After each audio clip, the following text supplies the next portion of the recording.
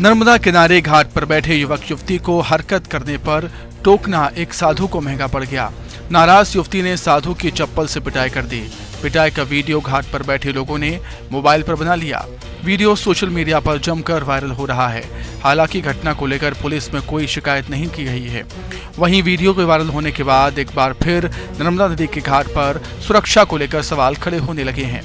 हालांकि news 18 viral video की पुष्टि नहीं करता है। जानकारी के अनुसार वायरल वीडियो कोरी घाट का बताया जा रहा है। घाट पर दोपहर के समय कुछ युवक और युवतियों के जोड़े स्कूल और कॉलेज यूनिफॉर्म में बैठे हुए थे।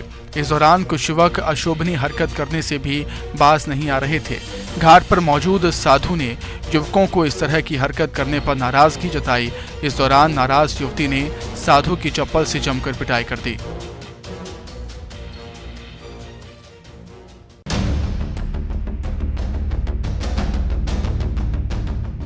सैया भय कोतवाल तो डर काहे का। कुछ ऐसा ही मामला सतना जिले के अमरपाटन थाना क्षेत्र में देखने को मिला, जहां रास्ते के विवाद को लेकर गांव के दबंगों ने एक ही परिवार की 4 महिलाओं के साथ जमकर मारपीट कर दी, जिसका वीडियो भी सोशल मीडिया पर वायरल हो रहा है। लेकिन शिकायत करने के बावजूद पुलिस कार्रवाई नहीं कर रही है। बताया जा रहा है कि दबंग परिवार का एक सदस्य पुलिस में है। मामला अमरपाटन थाना क्षेत्र के जरमोहरा गाँव का। रास्ते के विवाद को लेकर दबंगों ने एक परिवार की महिलाओं के साथ लाठी डंडों से जमकर मारपीट की, जिससे रेखा त्रिपाठी समेत 4 महिलाएं घायल हो गईं। घायल रेखा त्रिपाठी ने गांव के दबंग केसरी त्रिपाठी, गंगाराम त्रिपाठी और गोपाल त्रिपाठी पर मारपीट का आरोप लगाते हुए थाने में नामजद शिकायत की है। लेकिन संवेदनशील मामले में अमरपाटन पुलिस कोई कार्रवाई नहीं कर रही है। घायल महिला रेखा त्रिपाठी की माने तो दबंग परिवार का एक सदस्य पुलिस विभाग में होने से पुलिस कोई कार्रवाई नहीं कर रही। पीड़ित परिवार के साथ मारपीट का ये कोई पहला मामला नहीं है। इसके पहले भी इन्हीं दबंगों ने पीड़ितों के साथ मारपीट की थी, तब भी पुलिस ने कोई कार्रवाई नहीं की थी। नतीजा ये है कि आज फिर पीड़ित परिवार के साथ मारपीट हुई है।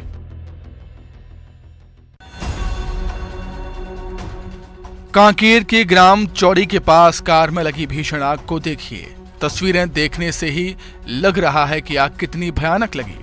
दरअसल तेज रफ्तार कार पेड़ से टकरा गई। टकराने के बाद कार ने आग पकड़ ली। आग इतनी तेज थी, देखते ही देखते आग ने पूरी कार को अपनी चपेट में ले लिया। चंद मिनटों में ही कार आग का गोला बन गई। आग इतनी भीषण थी कि पूरी तरह जलकर कार खाक हो गई। हालांकि फायर ब्रिगेड की टीम मौके पर पहुंची, आग पर काबू पाया। गनीमत रही आगजनी में कोई जनहानि नहीं हुई।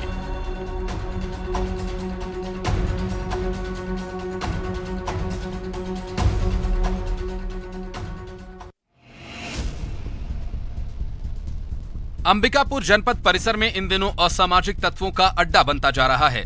परिसर में अंधेरा होते ही शराबी और असामाजिक तत्वों का जमावड़ा लगना शुरू हो जाता है।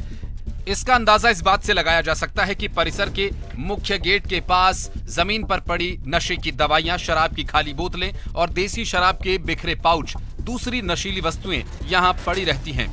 इसकी सूचना कई बार स्थानीय थाने को पुलिस के पदाधिकारियों को दी गई है, लेकिन इसका कोई असर नहीं हुआ। नतीजतन यहां आए दिन असामाजिक तत्व आकर नशा करने के बाद गाली गलौज और हंगामा करते हैं। ऐसे में रात के वक्त यहां से जाने वाले लोगों, खासकर महिलाओं को यहां से गुजरने में हिचकिचाहट महसूस होती है और डर भी लगा रहता है। हैरानी की बात यह है कि अधिकारियों की जनपद परिसर में नशा सेवन करने वालों पर नजर अब तक क्यों नहीं पड़ी।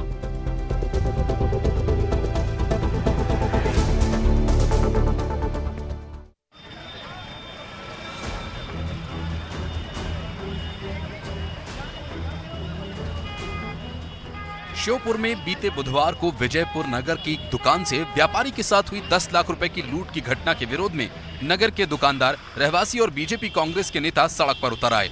घटना के विरोध में सभी ने विजयपुर नगर स्थित बाजार को बंद कराया और घटना की कड़ी आलोचना की। मौके पर भारी पुलिस बल मौजूद रहा। बता दें कि विजयपुर के खाद और गल्ला व्यापारी विश्वनाथ गोयल अपने बेटे के साथ सबलगढ़ के बैंक से 10 लाख रुपए निकालकर जैसे ही अपनी दुकान पर पहुंचे, तभी बाइक सवार बदमाश दुकान के अंदर घुसे और इसके पहले कि कारोबारी कुछ समझ पाता, उससे पहले ही बदमाशों ने नोटों से भरा थैला उठाया और फरार हो गए। घटना की जानकारी मिलने के बाद पुलिस ने बदमाशों की लगातार तलाश की, लेकिन 22 घंटे बीत जाने के बाद भी पुलिस के हाथ खाली हैं। अब इस घटना का कड़ा विरोध किया जा रहा है। स्थानीय लोग सड़क पर उतरकर बाजार बंद कर पुलिस की कार्यप्रणाली पर सवाल उठा रहे हैं। स्थानीय लोगों का ये कहना है कि अगर ऐसे ही हालात बने रहे तो व्यापारी व्यापार कैसे करेंगे। वहीं पुलिस का ये कहना है कि अपराधियों को जल्द पकड़ लिया जाएगा।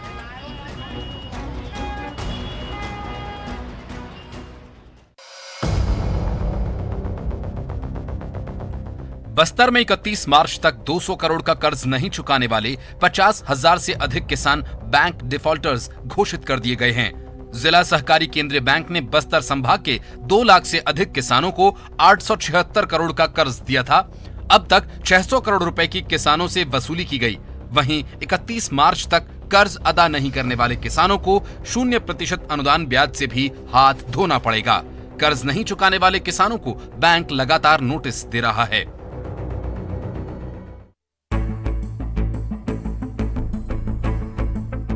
ये रात मातम लेकर आई। पिता की मौत हो गई, लेकिन इकलौते बेटे ने पिता को मुखाग्नि देने से पहले सुबह 12वीं की परीक्षा दी।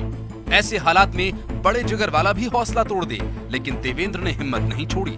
घटना देवास की है। देवेंद्र के पिता की रात में हार्ट अटैक से मौत हो गई। इसके बाद भी सुबह बेटा परीक्षा देने के लिए सेंटर पर पहुंचा। उसने परीक्षा दी और घर लौटा और इसके बाद पिता का अंतिम संस्कार किया। पूछने पर इतना ही कहा, दिल पर पत्थर रखकर पिता का सपना पूरा करने गया था। देवास के आवास नगर में रहने वाले जगदीश सोलंकी की बुधवार देर रात हार्ट अटैक से मौत हो गई। वे नगर निगम में प्रभारी सहायक राजस्व निरीक्षक थे। परिवार में पत्नी के अलावा 4 बेटियां और 1 बेटा है। बेटियों की शादी हो चुकी है, जबकि सबसे छोटा बेटा Devendra Mount Higher Secondary School में 12वीं का छात्र है।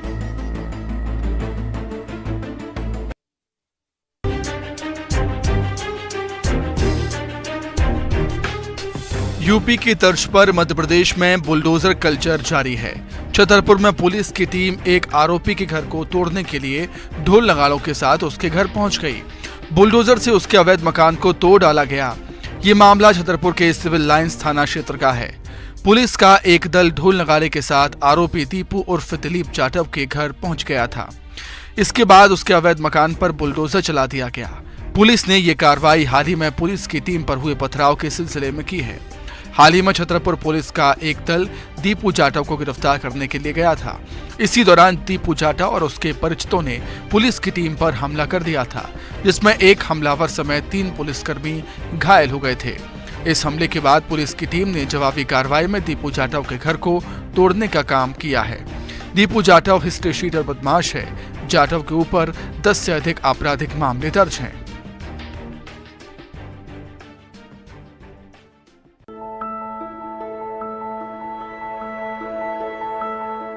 हरदा के जंगलों में बाघिन घूम रही है। बाघिन के साथ 2 शावक भी हैं।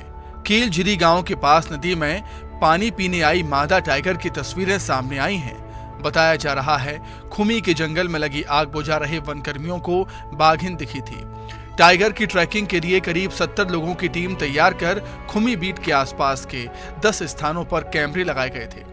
इलाके में बाघ की मौजूदगी को देखते हुए ग्रामीणों को सतर्क रहने और रात के समय घर से बाहर नहीं निकलने की मुनादी कराई गई। सतपुड़ा टाइगर रिजर्व और मेलघाट टाइगर रिजर्व का कॉरिडोर होने से जिले के जंगलों में बाघ की आवाजाही रहती है।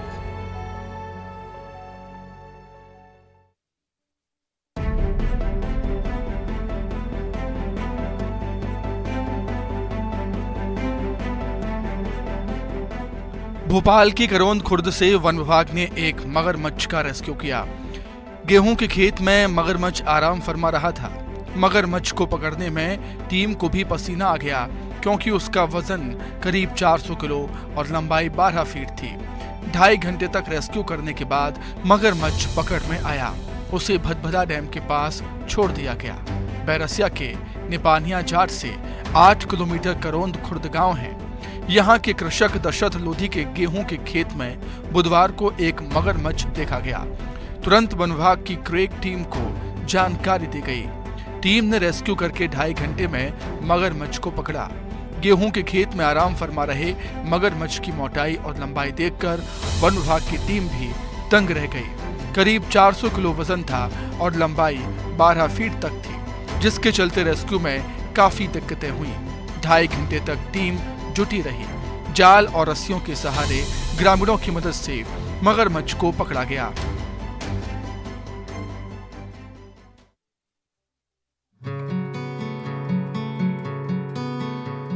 अपनी संतान की सुरक्षा के लिए मां किसी भी हद तक जा सकती है, अपनी जान की बाजी तक लगा सकती है।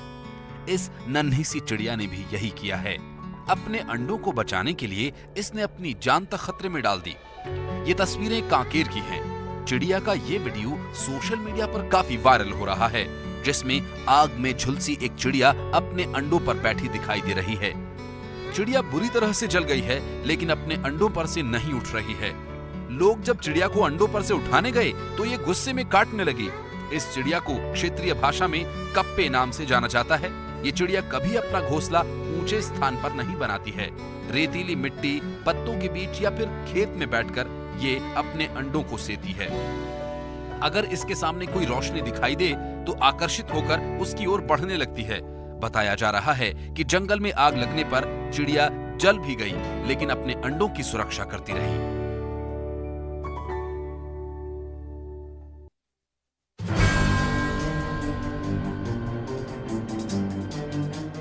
छत्तीसगढ़ की बात करें और हाथियों या भालुओं की बात ना हो, ऐसा कैसे हो सकता है। वहीं आए दिन हाथियों और भालुओं ने ग्रामीण क्षेत्रों में जमकर उत्पात मचा रखा है। अब ऐसा ही एक मामला सामने आया है गरियाबंद से, जहां धमतरी से एक दंतैल हाथी ने जमकर उत्पात मचाया। इससे पहले भी हाथियों के उत्पात की खबरें सामने आती रही हैं। इससे पहले राजिम के कुंडेल थाना संग्रहण केंद्र में हाथी घुस आया था। हाथी ने इतना उत्पात मचाया कि केंद्र में रखा सारा धान चट कर गए। पिछले साल भी इस कुंडेल धान संग्रहण केंद्र में हाथी ने चौकीदार पर हमला कर दिया था। इस घटना में चौकीदार की मौत हो गई थी। हालांकि वन विभाग ने हाथियों की आवाजाही को लेकर चेतावनी बोर्ड भी लगाए हैं और लगातार ग्रामीणों को सतर्क रहने की सलाह भी विभाग देता रहता है।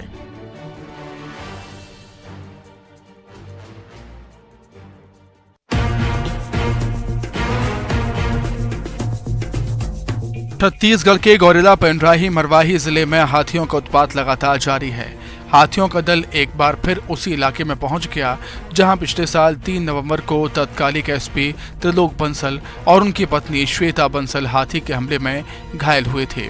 3 हाथियों का दल मरवाही वन मंडल के पेंड्रा रेंज के अमारू और पीथमपुर गांव के सरहदी इलाकों में पहुंचा हुआ है और जमकर उत्पात मचा रहा है। इस दल ने 10 किसानों के धान और मक्का की फसलों को रौंदकर नुकसान पहुंचाया है।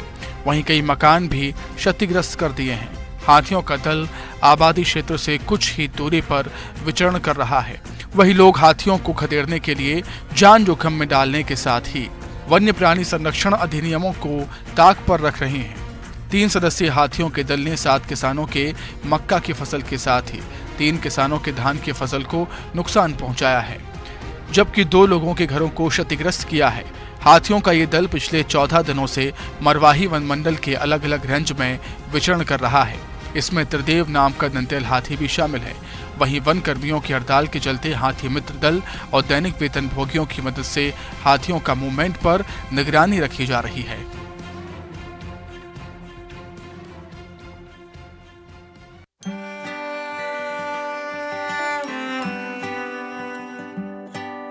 मिलेट कैफे को लेकर सीएम भूपेश बघेल के प्रयास की आज देश भर में तारीफ हो रही है। छत्तीसगढ़ का मिलेट कैफे कुछ ही महीनों में देश भर में अपनी विशेष पहचान बना ली है। लोग यहां मिलेट कैफे में बने लजीज व्यंजन का जमकर स्वाद ले रहे हैं। इसी क्रम में पीएम मोदी ने अपने मन की बात में रायगढ़ के मिलेट कैफे की प्रशंसा की। राज्य सरकार की ओर से मिलेट कैफे को बढ़ावा देने की पहल को सराहा। इसी दौरान उन्होंने कहा, रायगढ़ के नटवर स्कूल के पास एक मिलेट कैफे चल रहा है। यूं तो कई खूबियों के चलते ये अपने आप में अनूठा कैफे है। इस कैफे में रागी, कोदो, कुटकी जैसे मोटे अनाजों से बने लजीज व्यंजन परोसे जाते हैं, जिसमें स्वाद के साथ सेहत की जुगलबंदी होती है। इस कैफे को प्रदेश के पहले मिलेट कैफे होने का गौरव हासिल है, जिसके संचालन का जिम्मा पूरी तरह महिलाओं के हाथों में है। आज इसकी पहचान में एक नई खासियत जुड़ गई है। रायगढ़ में छत्तीसगढ़ का पहला मिलेट्स कैफे साल 2022 में खोला गया था। स्वाद के साथ सेहत की कॉम्बो डील रायगढ़ वासियों को मिल रही है। पीएम मोदी ने इस कैफे की खासियत बताते हुए कहा कि यहाँ रागी से बने पास्ता, चीला, इडली, मंचूरियन, पिज्जा, नूडल्स, पकौड़े, समोसे, डोसा, कोदो से बनी बिरयानी के साथ ही सैंडविच, बर्गर का स्वाद लिया जा सकता है।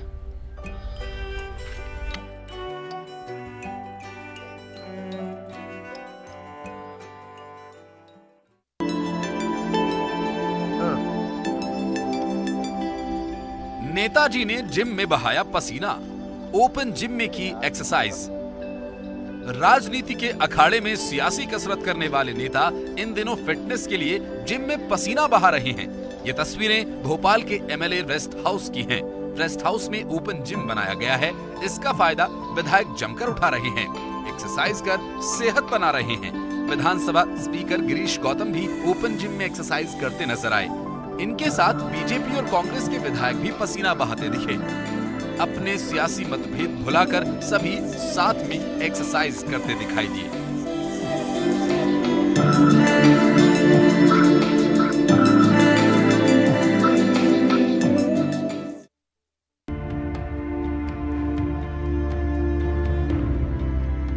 इंदौर के होलकर स्टेडियम में खेले जा रहे भारत ऑस्ट्रेलिया के तीसरे टेस्ट मैच के दौरान देश के सबसे स्वच्छ शहर से सफाई का भी पैगाम दिया जा रहा है। ये पूरा मैच जीरो वेस्ट तो है ही, वहीं मैदान के बाहर से भी स्वच्छता का संदेश दिया जा रहा है। यहाँ मैच देखने पहुंचे भोपाल के सैफुद्दीन अलग ही अंदाज में लोगों से सफाई की अपील कर रहे हैं। वे अपने सिर से लेकर कमर तक पूरे शरीर पर तिरंगा राष्ट्रीय ध्वज धारण किए हुए अलग ही दिखाई देते हैं। इसी वेशभूषा में वे लोगों से गीला कचरा और सूखा कचरा अलग कर डस्टबिन में डालने को कहते हैं। इसके लिए वे खुद कपड़े के 2 डस्टबिन कमर पर बांधकर चल रहे हैं। उनका कहना है कि सूखा कचरा और गीला कचरा अलग अलग डालने की जरूरत है। ये हर भारतीयों को करना चाहिए, तभी हमारा देश स्वच्छ बन पाएगा।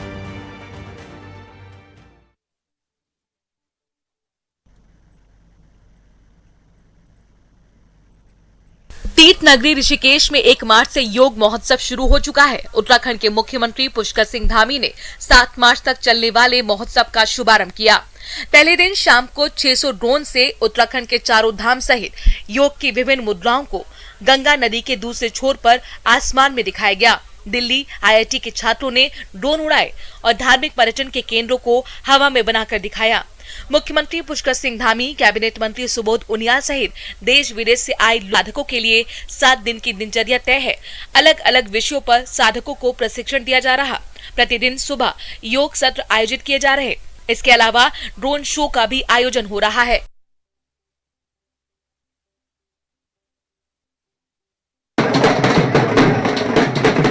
जिस पे तू रंग अपना चढ़ा दे, उस पर रंग फिर दूसरा ना चढ़ता।